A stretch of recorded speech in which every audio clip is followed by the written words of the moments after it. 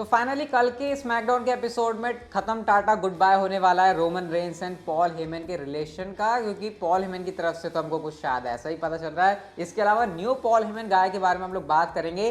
Kevin Owens का WWE के साथ जो नया कॉन्ट्रैक्ट साइन हुआ है उसमें कितने मोटे पैसे होने वाले हैं। इसके अलावा इस वीडियो में गाइस हम लोग बात करने वाले हैं ब्रॉक लेसनर को चैलेंज मिला है एडम पियर्स की तरफ से। तो हर बार की तरह काफी सारी अपडेट्स होने वाली है इस वीडियो के अंदर। बस आप लोग वीडियो के साथ लास्ट तक बने रहना। तो फिर देर किस बात की, शुरू करते हैं। Okay. Hello chatters, my name is Rohit and you are watching Wrestle Chatter. सबसे पहले गाइस हम लोग बात करते हैं केविन ओवंस के बारे में। अब जैसे कि मैं आपको बता ही रहा था कल वाली वीडियो के अंदर कि ऐसा लग ही रहा था कि AEW के अंदर केविन ओवंस जाने वाले हैं, लेकिन अचानक से हमको ये पता लगा कि केविन ओवंस ने WWE के साथ डील साइन कर लिया है। अब एक्चुअल में गाइस सबसे पहले तो मैं आपको ये बताता हूँ कि डील कितने भारी भरकम पैसों की है, क्योंकि ये जानने में मुझे पता आपका सबसे ज्यादा इंटरेस्ट रहता है। 3 साल की जो डील है वो केविन ओवंस की WWE के साथ हुई अकॉर्डिंग टू रिपोर्ट्स। और गाइस 2 या फिर 3 मिलियन डॉलर की 1 साल की ये डील है।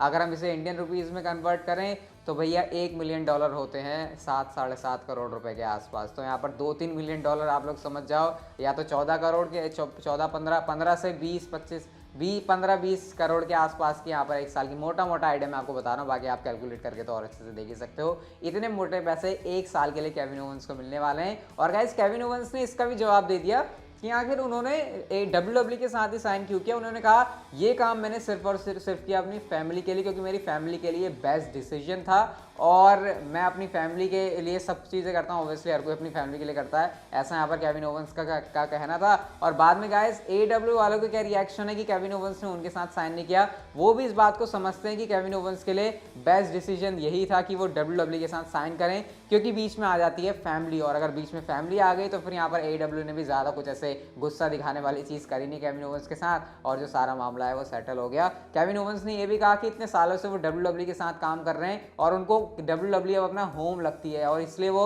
इस कंपनी को छोड़कर जाना नहीं चाहते थे। और अगर जाते तो शायद वो जो फैमिली वाली वो चीज़ वो बोल रहे हैं ना, शायद उसमें कुछ इंटरफेयर होता। तो इस वजह से जो है केविन ओवंस का डिसीजन था। तो ये सारी रिपोर्ट्स मैंने आपको केविन ओवंस के बारे में बता दी है। अब इसके ऊपर आपके क्या रिएक्शन है? 2-3 मिलियन डॉलर की डील 3 साल के लिए WWE के साथ, वैसे मजे आ गए केविन ओवंस के। अब देखते हैं डे 1 पेपरव्यू के अंदर भी क्या केविन ओवंस के और ज्यादा मजे आ पाते हैं। अगली स्टोरी की तरफ गाइस हम लोग चलते हैं और बात करते हैं NXT की व्यूअरशिप के बारे में। अब आप लोग सोचो कि भाई NXT के शोज तो हमने कवर करे नहीं है, तो हम NXT की व्यूअरशिप की क्यों बात कर रहे हैं। पहले व्यूअरशिप बताता हूँ, फिर NXT के बारे में बताऊंगा।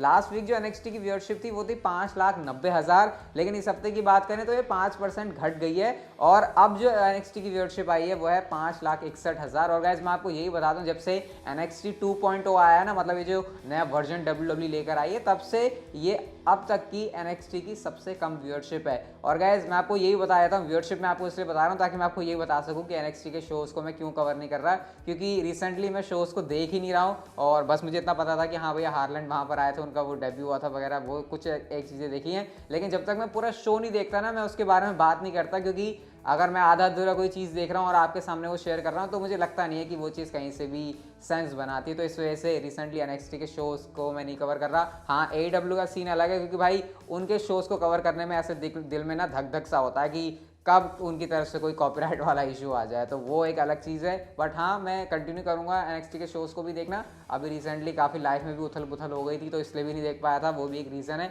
तो ये NXT का इस समय हाल है। सोचा व्यूअरशिप भी बता दूं, और क्यों NXT के रिव्यूज़ नहीं आ रहे चैनल के ऊपर उसका भी आपको रीज़न बता दूंगा। वैसे क्या आपको चाहिए कंसिस्टेंटली कि मैं लगातार ऐसे रिव्यूज़ दूँ? कमेंट सेक्शन में आप लोग मुझे NXT के बारे में बता सकते हो। अगली स्टोरी की तरफ गाइस हम लोग चलते हैं और बात करते हैं द रॉक के बारे में। और अपनी बेटी के जन्मदिन के ऊपर ऐसा सरप्राइज, ऐसा कुछ उपहार देना कोई रॉक से सीखे, क्योंकि रॉक की जो बेटी है वो 6 साल की हो चुकी हैं। और इसके ऊपर रॉक ने एक पूरी पोस्ट डाली है, जैसे कि आप लोग देख भी सकते हो, जैजी है उनका नाम। यहाँ पर उन्होंने कहा कि वो कितनी क्रिएटिव है, लविंग है, काइंड है, और वो ये भी कह रहे हैं कि वो कितने प्राउड फादर हैं कि वो तुमको बैक कर रहे हैं। यहाँ पर सारी अच्छी अच्छी बातें उन्होंने लिखी हुई हैं। और साथ में उन्होंने क्या गिफ्ट दिया है, गिफ्ट कहेंगे ऐसे क्या कहेंगे, जो भी आप समझ लो, कि उन्होंने अलाउ किया अपनी बेटी को कि वो उनके फेस के ऊपर ड्राइंग कर सके, कलाकारी कर सके। और आप लोग यहाँ पर इस वाले फुटेज के अंदर देख सकते हो, रॉक के चेहरे पर पूरी कलाकारी कर रही है उनकी बेटी, और रॉक यहाँ पर कितना ज़्यादा अलग दिखाई दे रहे हैं। ऑब्वियसली जब मुंह पे कलाकारी हो जाएगी तो बंदा अलग ही दिखाई देगा। तो रॉक ने यहाँ पर एक कुछ बड़ी अच्छी सी पोस्ट करी, क्यूट सी पोस्ट मुझे लगी, तो सोचा आपके साथ शेयर कर दूँ। और इससे ही पता चलता है कि रॉक कितने अच्छे फादर हैं। वैसे तो काफ़ी सारे लोगों के आइडल हैं, और सोचो रॉक की बेटी कितनी ज़्यादा मुझे लगता है कि वो अपने आप को खुश नसीब समझती होंगी कि उनके फादर द रॉक हैं,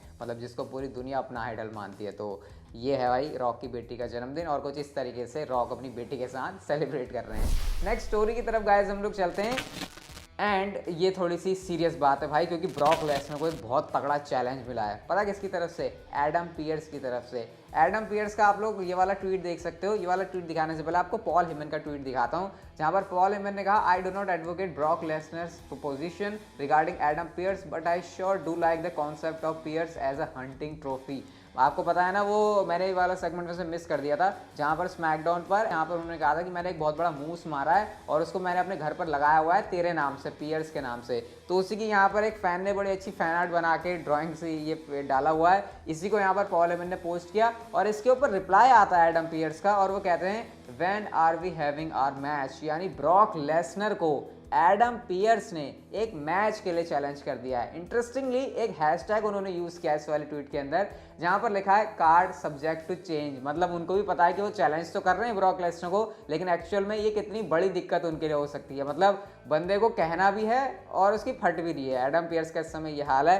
हालांकि इसके ऊपर भी रिप्लाई आता है ब्रॉक लेसनर के एडवोकेट का, ब्रॉक लेसनर के शायद एडवोकेट का, पॉल हेमन की मैं बात कर रहा हूँ। उन्होंने यहाँ पर इसके ऊपर रिप्लाई किया कि हाँ भैया, अगर तुम मैन इनफ हो तो तुम कभी भी ब्रॉक लेसनर के सामने आ सकते हो। तो देखते हैं एडम पियर्स और ब्रॉक लेसनर की जो स्टोरी है अभी वो किस तरीके से स्मैकडाउन के ऊपर चलती है। मुझे तो लग रहा है भाई अभी भी एडम पियर्स का तगड़ा वाला ठुकान आना बाकी है, क्योंकि अभी भी उनकी हजामत ब्रॉक लेसनर ने पूरे दिल से नहीं करी है, मतलब बिल्कुल दिल खोल के नहीं करी है। और जब तक ब्रॉक लेसनर वो चीज़ कर नहीं लेंगे, शायद उनके ऐसे तन बदन में चैन आने नहीं वाला है। अगली स्टोरी की तरफ गाय से हम लोग चलते हैं और बात करते हैं उस पॉल हेमन गाय के बारे में जिसके बारे में आपको नहीं पता होगा। और वो आपको कैसे पता चलेगा? वो आपको पता चलेगा इस वाली इंस्टाग्राम की पोस्ट से, जो कि पॉल हेमन के साथ MVP ने पोस्ट करी हुई है अपने इंस्टाग्राम के ऊपर। कैप्शन में उन्होंने लिखा है, my return to WWE was inspired by my son but was facilitated by this man, I am Paul Heyman guy. मतलब MVP यहाँ पर बताना चाह रहे हैं कि मेरा जो WWE में दोबारा से रिटर्न है ना, वो इंस्पायर्ड था मेरे सन से, लेकिन फैसिलिटेटेड था पॉल हेमन की वजह से,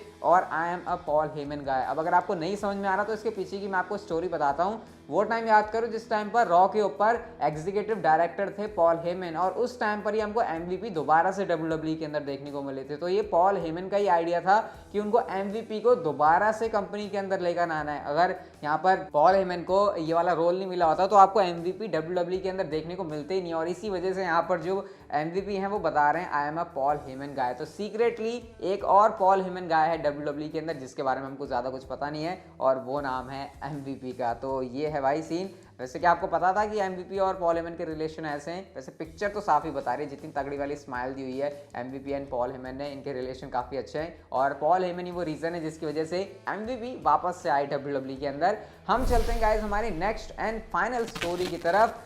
and a day of reckoning is coming this Friday to the island of relevancy.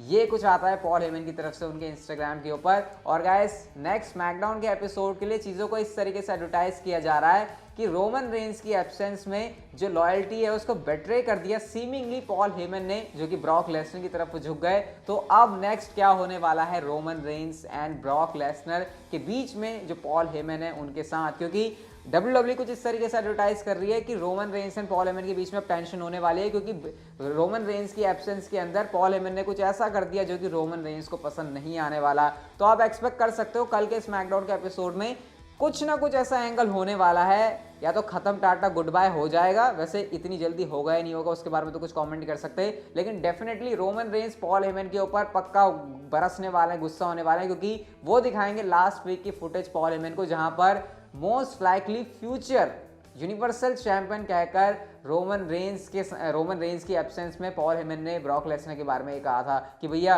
Brock Lesnar शायद फ्यूचर यूनिवर्सल चैंपियन है। तो इसके ऊपर रोमन रेंस किस तरीके से रिएक्ट करने वाले हैं, कल आपको ये स्टोरी लाइन देखने वाली है। और शायद Roman Reigns and Paul Heyman का अगर ब्रेकअप हो रहा है तो आपको इन चीज़ों की स्टार्टिंग कल के स्मैकडाउन के शो पर देखने को मिल जाएगी। और मज़ा तो तब आएगा अगर कल के शो पर हमको ब्रॉक लेसनर भी देखने को मिल जाते हैं, क्योंकि अगर ब्रॉक लेसनर आ गए तो सेम टाइम पर सेम रिंग पर Brock Lesnar, Paul Heyman and Roman Reigns imagine नहीं कर सकते कि थिंग्स किस तरीके से प्ले आउट करने वाली हैं स्मैकडाउन के शो पर। और वैसे भी स्मैकडाउन के एपिसोड ब्रॉक लेसनर के आने से इतने कमाल के हो रहे हैं, रोमन रेंज भी साथ में आ गए, तो फिर भाई मजा ही मजा होने वाला है। लेट्स सी कल के स्मैकडाउन के एपिसोड में क्या होता है। लेकिन फिलहाल के लिए गाइस हमारी जो आज की वीडियो थी वो यहीं तक की थी। अगर आपको अच्छी लगी तो इसे लाइक कर दो, चैनल को आप लोग कर सकते हो सब्सक्राइब और नोटिफिकेशन बेल को on, and see you guys in my next video.